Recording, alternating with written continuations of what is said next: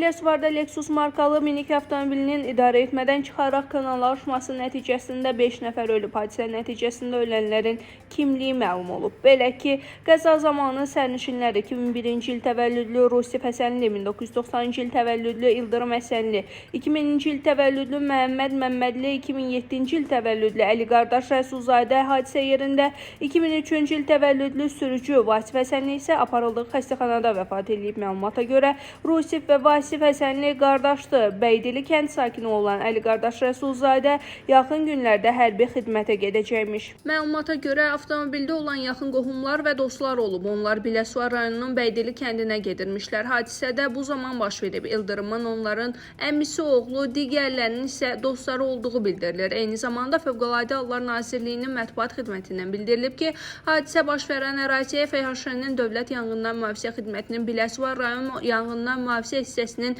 yanğın söndürən xilasediciləri cəlb edilib. Qəza nəticəsində avtomobildə həyatını itirən 4 nəfərin meyiti çıxarılaraq aidiyyəti üzrə təhvil verilib. Faktla əlaqədar müvafiq qurumlar tərəfindən təhqiqat aparılır.